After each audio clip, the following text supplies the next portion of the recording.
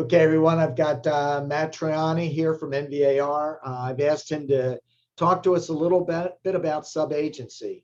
For a number of years, we've talked about subagency being part of it. In fact, the contract before January 21, 2022, that was actually one of the things that was addressed as the possibility of subagency. That was then removed, and I've asked Matt to give us a little bit of a discussion on that, talk to us about why that was removed, how subagency is dead in Virginia, and also a little bit about when somebody is just a door opener to show the listing. Go ahead, Matt. Thank you. Great. No, thank you, Mark. And this is a really important topic. And, it's not our primary intention, but sometimes it's a nice ancillary benefit that when we make a forms update, it actually draws attention to things that maybe people just kind of assumed was behind the scenes. And it gives us an opportunity for kind of a teachable moment.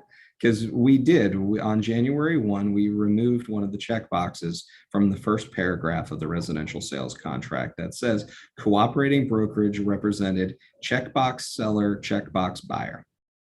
And now it just says cooperating brokerage, if any, represents buyer.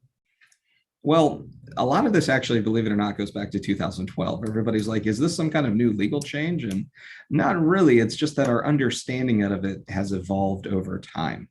I remember 2012 was actually the year that my son was born, and I got out of private practice and went in-house and started working on the settlement side of things.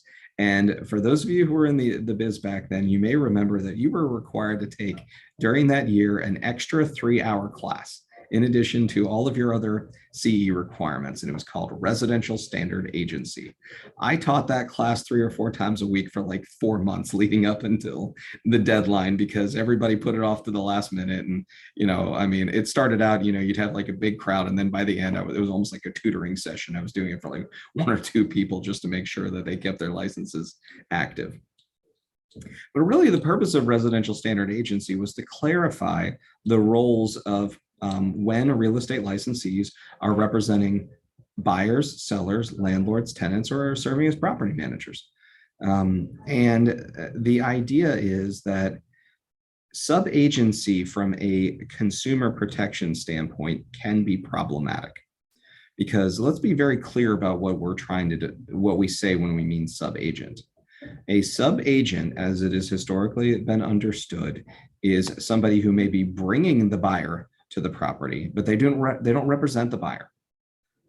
They technically represent the seller through the listing agent. That's how they are a sub-agent. Well, Virginia says, look, from a consumer protection standpoint, we need to have the general public understanding what real estate licensees are doing, what services they are providing, to whom they have any kind of duty of loyalty, confidentiality, conflicts of interest, and in whose best interest you have to work on behalf of. So they updated it. It can all be found in Virginia Code section 54.1, 2130 through 2135. There's a definitions and applicability section, and then there's licensees representing sellers, licensees representing buyers, licensees representing landlords, representing tenants, and property managers. So, but what they do is they spell out what it means to provide real estate services and representation for the client in this scenario. There are 3 types of agency or brokerage agreement options that are established under Virginia law. There is what we consider a standard agency. You have an exclusive representation agreement with a specific party. This is when we're talking about like the NVAR standard forms, exclusive right to sell listing agreement, exclusive right to represent buyer agreement, all of the forms, this is standard agency. It is possible to establish a limited service agency. You take a look at the 6 things that the statute requires that you do for a client, and you disclose to the client what you will provide for them and what you won't. Most common scenarios that I could think of for limited service agency would be, I'm going to put the property in the MLS and maybe do some marketing efforts for you, but and maybe schedule the appointments, but I'm not providing you any other representation. Seller doesn't want to pay for it for whatever reason, and the listing brokerage is willing to do it for marketing purposes for a different compensation amount. I believe that the Virginia Realtors has a form for this. We have specifically decided not to create a form for this, because there are just too many different permutations from at least in our marketplace, on what this could look like. And we feel that in those scenarios, if you're going to do that, you should be talking to your broker, maybe going to consider hiring an attorney to write a template for you you can use that is specific to the transaction that you're talking about. Independent contractor agreement is just about everything else. You're going to come in and you're going to just give them a comparative market analysis, and they're going to pay you a small amount of money. Or maybe you give them some advice on like staging or something like that, but you're not actually representing them through the transaction. I've seen realtors who are familiar with business sales who might do like an independent contractor agreement for the purposes of like pricing the value of the property that might be conveying along with the sale or transfer of a business, for instance. Things like that, where it's much more consulting work. It's not really a true agency relationship because you're just talking directly to the client. You're not representing them to any third parties, or you're not out in the public, telling people that you represent them. So those are the three options that are allowed under the law. Now, the conversation that I have over and over again with agents, because this comes up all the time. Well, the buyers don't want to sign the buyer broker agreement. It's a 4-page form. We try to keep them as short as possible. We are actually reviewing the brokerage agreements this fall, and we're going to try to make them even shorter and clearer. But the bottom line is that if you don't have some kind of agency agreement in place with a seller, buyer, whatever, you're potentially breaking the law. As Virginia code says, you have to have a brokerage agreement to provide real estate services. It's required by the Code of Ethics. Article 9 says that you must have all agreements in writing, and they must be clear and explained to your clients that you're representing. But I would say, just on a very practical level, this is how you change or convert a customer to a client. And most significantly, this is how you get paid. Now, again, it's an agency relationship unless you've put in like a retainer fee or an early termination fee. Yes, the client can theoretically walk away at virtually any time. But there is a psychological effect when you sign a contract. Most people, when they sign an agreement, they commit themselves to seeing it through. So you're getting your client to commit themselves to be working with you. I hear it over and over again. Members will call up and they'll say, well, I'm working with this buyer, and can I just represent them? We'll get it signed later.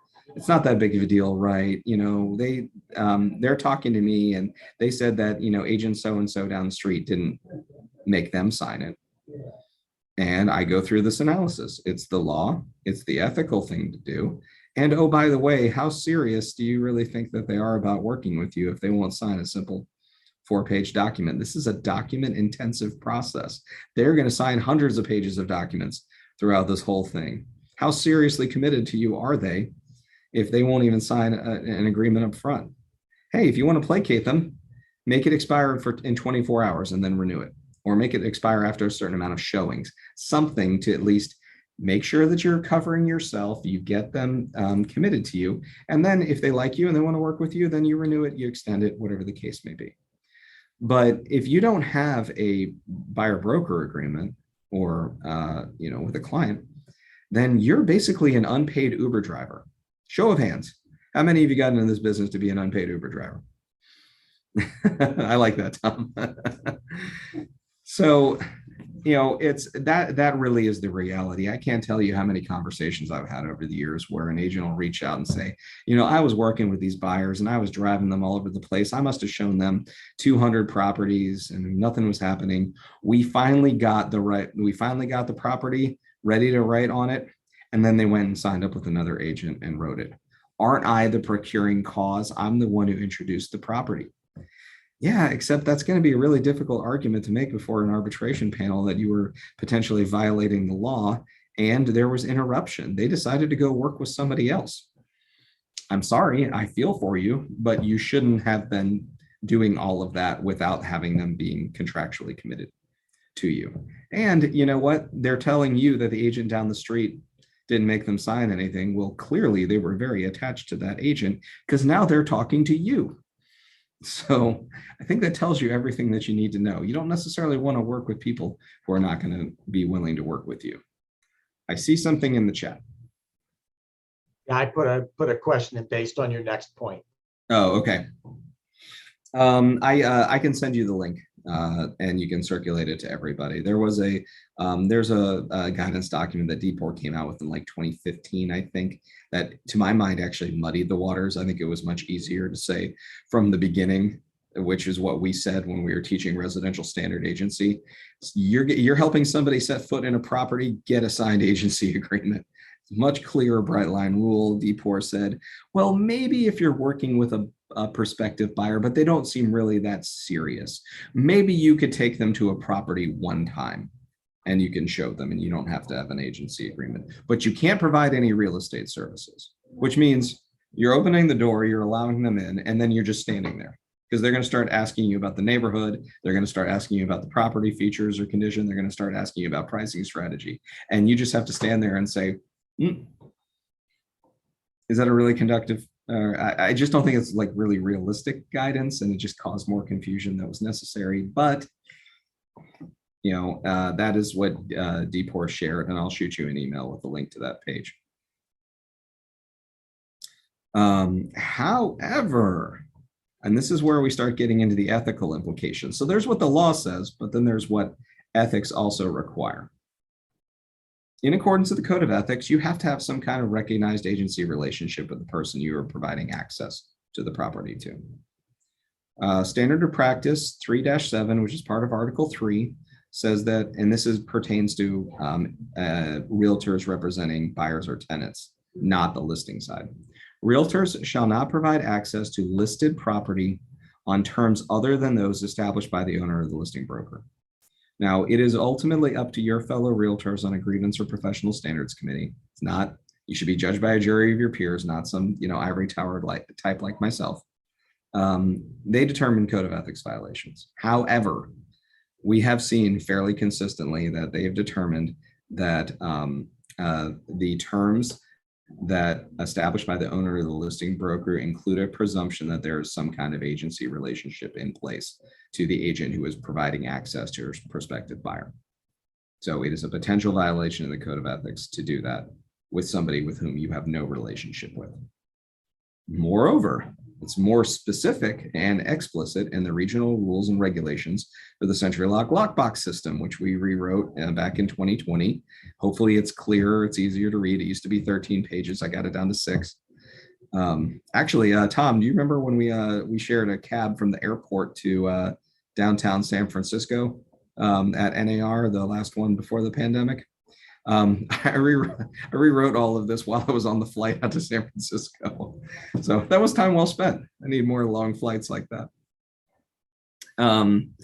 Article 4, Section D says that holders, meaning those who have CenturyLock accounts, shall only use key. Key means the card, now the app, only for the purposes of, sorry about that, providing or gaining authorized entry into real property pursuant to the exercise of the authority and responsibility derived from the agency, subagency, or other legally recognized brokerage relationship granted by the owner in the listing agreement or offer of cooperation by the listing agent. There must be some kind of agency relationship. But wait, aren't I providing access as a subagent now? Isn't that how we started off this whole conversation? Well, probably not, because you're probably not doing it correctly.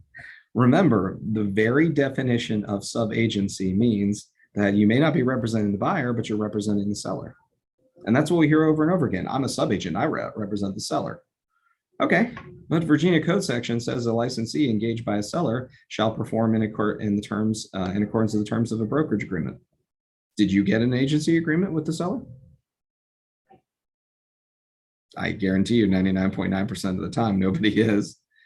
You have to get it approved by the seller. And oh, by the way, the seller already has an exclusive agency relationship, most likely, with the listing agent.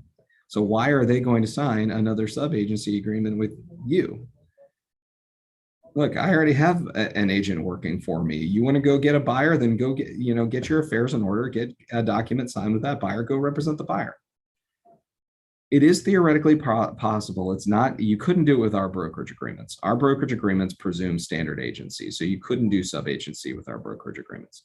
You could theoretically have an attorney write an agreement that's more like a limited services agreement that says what you may or may not do. Basically, in exchange for compensation, you're going to bring a buyer ready, willing, and able, and you will provide access to the property, but you represent the seller, not the buyer.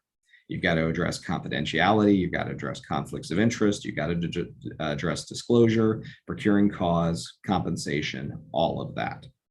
And I guarantee you, from what I've heard, that the vast majority of people who are out there saying that they're acting as a sub-agent are not getting that done, which is what would be required by law.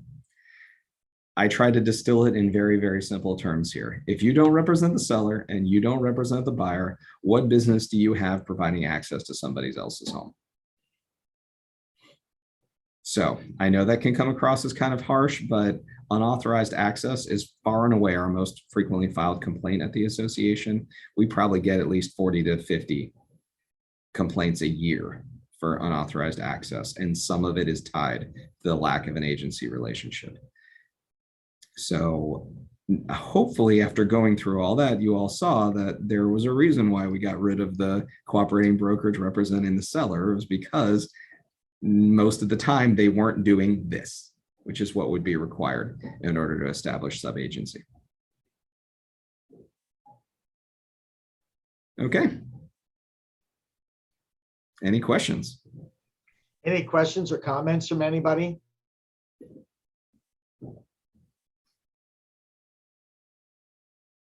Okay, so Matt, I have one. Okay. Does that surprise you? Of course not. I expect nothing less. You got to keep me on my toes. So this was the situation. We're not mentioning brokerages or anything along these lines. But I was actually trying to set up a listing that one of my agents had. I just wanted to unmute regular in general. That was turned over to me because they moved. And there was a knock at the door. I opened the door and this young couple says to me, "Hey, sorry we're a little early, but we're here to see the property. Is that okay?" And I'm thinking, did I miss a text? Did I miss a call? Something along those lines. Something going on. And I said, well, I said, I'm sorry. I said, I must have missed something. And he looked at me and said, "Are you such and such?" And I went, "No, I'm a listing agent." He goes, "Oh, well, we're meeting such and such from such and such brokerage here." So my effort to get the property sold, it was vacant. I said, "Go ahead and go through. That's okay." The agent from the other brokerage comes in, and as I say to that individual, "Hi, I'm Mark Worlow, Fathom Realty," and I said, "Are you representing the buyer?" And they just sort of did that 10,000-yard stare, looking at me, blinking. And I said, "Do you have a card?" And again, no, they don't give us cards. So is there a recourse when somebody does this, which is absolutely outside the bounds of what we would look at doing for standard agency, even limited service agency or independent contractor? I ended up having a discussion with this young family. And I said, "Look," I said, "they were a door opener. Go get an agent. Not me. I'll send you an agent. I'm not going to, but go get an agent." How do you handle stuff like that? How do I tell my agents to handle something like that? It's tough. I completely get it, especially because we do know that it is happening out there. I think you and I talked about this the other day that, like I said, we get 50 plus unauthorized access complaints. I guarantee you that it's probably an order of magnitude of 100 times that actually happening in the marketplace if that's all that's getting reported to us. Some of it is in that scenario, as the listing agent, at least you have the ability to provide access because you clearly have the established relationship with the seller. You're essentially providing ministerial acts at that point. If they don't have an agency agreement in place with the other agent, you provide them the unrepresented party disclosure. I represent seller. but I'm happy to talk to you about this to help sell the property. Just know I don't represent you. I think there's absolutely no problem with suggesting that they go get in, go actually get an agency relationship out there, and get that in place so that somebody can actually represent them, not just opening a door. I understand that not everybody has business cards, but I would hope that that person would at least tell you their correct name so that you can verify their license. Now, I know you were theoretically providing the access, but you could have them badge into the Sentry lock. So you had a record of that, just so that you can demonstrate that. And then if you find out that they're not that there's no agency relationship in there, well, boom, I just pointed to you where in the Code of Ethics and in the Sentry lock rules, it says that they're a problem. Now, we are all about trying to enhance education and make sure that there's more awareness around these issues. So I'm not the type of person that's going to say file, file, file, file, file. That's just not our MO. But there are some times where cases have to be filed, and people are only going to learn if there is some kind of consequence for the action. I would make an argument that this would also fall under brokerage supervisory responsibilities. Within the VREB regs, it says very carefully that the brokerage has responsibility for supervising agents conducting licensed activity, which includes showing property and procuring, negotiating, and completing agency agreements. So there is also a potential like VREB issue there as well. And because it involves the duty of the supervising broker, if you know who the broker is, you're not required to, but you could be like, hey, look, I see this is happening. I know that it is happening. You have the supervisory responsibility. Can you get your house in order? So I'm going to ask a question. But you can. So I'm going to ask a question, and I know where I fall down on this, but I'm curious as to about what your thoughts are, Matt. So in that situation where the door opener becomes a deaf mute, okay, at that point, all right, is it out of bounds to say, well, if you have any questions here, I'm the listing agent, here's my card, feel free to call me. If there's anything else we can do for you, please do so. Is that out of the bounds of ethics? To the buyer? Yes. If the buyer has communicated to you that they have no agency relationship with that agent or that brokerage, then I think you can reasonably rely upon that and say, there's no Article 16 issue here because guess what? You don't have a brokerage relationship with this person. If you want to make that complaint, then go do what you're supposed to do and make them your client. Otherwise, right now they're a customer, they're fair game. Okay. All right. Thanks. Anybody else have any questions or comments or thoughts for Matthew? All right. Matthew, thank you very much for joining us. I'll call on you for some other things coming up. And I appreciate it. Just to let everybody know, tomorrow I have Paul Habina, who's going to be actually at the office. So if some of you want to come to the office, you can even go there, talking about Freddie Mac and their role. Paul is a settlement agent with First Guardian Title and Escrow. And in addition to that, he spent a number of years working in Freddie Mac. So he has a very intimate knowledge of Freddie Mac, how that works and what goes on. So again, you can sign up.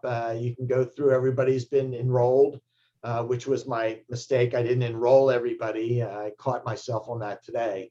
But that's tomorrow at 2 o'clock between 2 and 3. So Matthew, thank you very much. And if you would like to join tomorrow or anybody else at NBAR on Freddie Mac, it's out there on Facebook for the link. It's at 2 o'clock.